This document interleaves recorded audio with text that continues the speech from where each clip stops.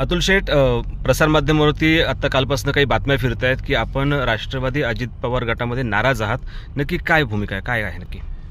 त्या बातम्यांमध्ये कुठल्याही प्रकारचं तथ्य नाही.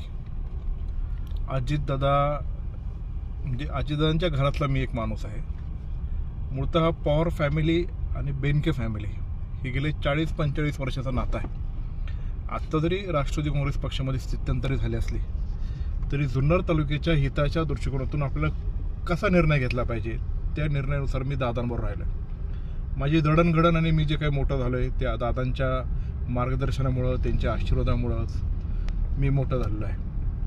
आत्ता ज्या कालपर्वा ज्या बातम्या आल्या त्याच्यात कुठल्याही प्रकारचं तथ्य नाही. ज्यांनी बातम्या ज्या न्यूज चॅनल दाखवल्या मी त्यांच्याशी संपर्क साधला तर त्यांना सूत्र असं काहीतरी ते वेगळं ते सांगतात.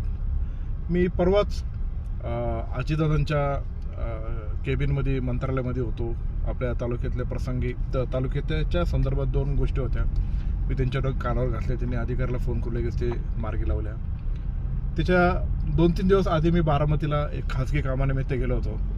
आपल्या राजुरी गावचे सुपुत्र प्रवीण पाटील इकडे डायनॅमिक्समध्ये कामाला आहे. त्यांचं माझं एक खाजगी काम होतं आणि दादा आहे समजल्यावर मी त्यांच्या घरी गेलो. सुयोग बंगल्यावर त्यांच्यावर अर्धा-पाऊण तास गप्पा मारल्या. त्यांच्यावर मी जेवलो. आणि कधी त्यांचा पुण्यातला जिजाई बंगला असेल, मुंबईतला देवगिरी बंगला असेल, बारामतीला असेल, मी हक्काने तिथं जातो. आणि दादा हे एक असं नेतृत्व आहे, आमदार असो किंवा नसो, पण घरातला माणूस, पक्षातला माणूस हे ताकद देणारा नेता आहे. आणि म्हणून ह्या ज्या वावड्या उचलल्या गेल्या ते चुकीच्या आहेत. त्या बातम्या जशा प्रसारित झाल्यात तसं माझं बोलणं दादांशी झालं, आमचे प्रदेशाध्यक्ष तटकरे साहेबांशी झालं आणि त्याच्यामुळे त्यांच्या निदर्शनास झालं की हे बातम्या जे आले ते चुकीच्या पद्धतीने आलेल्या आहेत. आपल्याबरोबर इतरही काही आमदारांची नावं त्यात घेतली गेली होती, त्यामुळे असं काही घडतंय? त्यापैकी कोणी नाराज आहे? आपली काही कोणाशी चर्चा झाली आहे? नाही, माझे 3-4 आमदारांशी चर्चा झाली तर त्यांची कोणाची नाराजी नाही.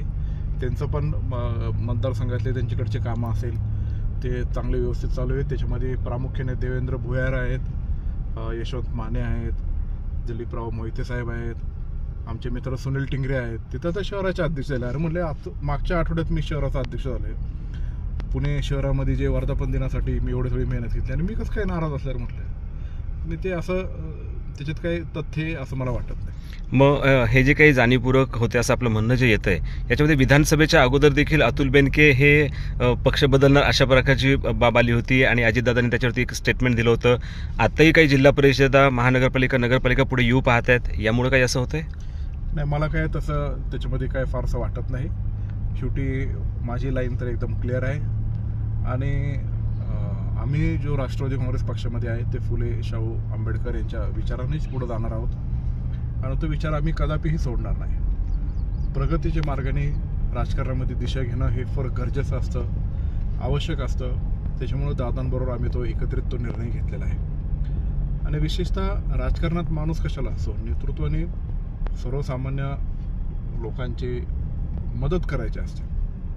ती जर एखाद्या मार्गाने चांगल्या पद्धतीने होत असेल तो मार्ग आपण निवडला गेला पाहिजे. आता आज आपण हा रस्त्याने आपण जो पाहतोय हा एकदम दुर्गम भाग आंबेदाराचा, चला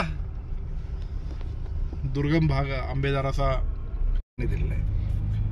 इथल्या ठाकरवाडी तिथली जिल्हा परिषद शाळाची विकास असेल, तिथले सभागृह असेल किंवा अजून सगळ्या ज्या गोष्टी असतील हे अजितदादांच्या मदतीमुळे झाले. आणि म्हणून तळागाळातला माणूस हा केंद्रबिंदू मानून त्यांच्यापर्यंत राज्यकर्त्यांनी काम पोचवणं ही राज्यकर्त्याची जबाबदारी असते.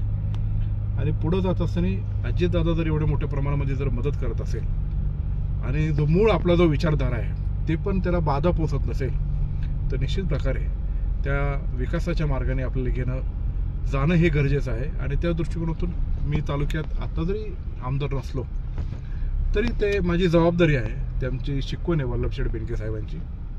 आपण आमदार असू किंवा नसू पण लोकांच्या हिताच्या दृष्टिकोनातून तेही काम करत आलेत आणि मीही काम करत राहणार आहे.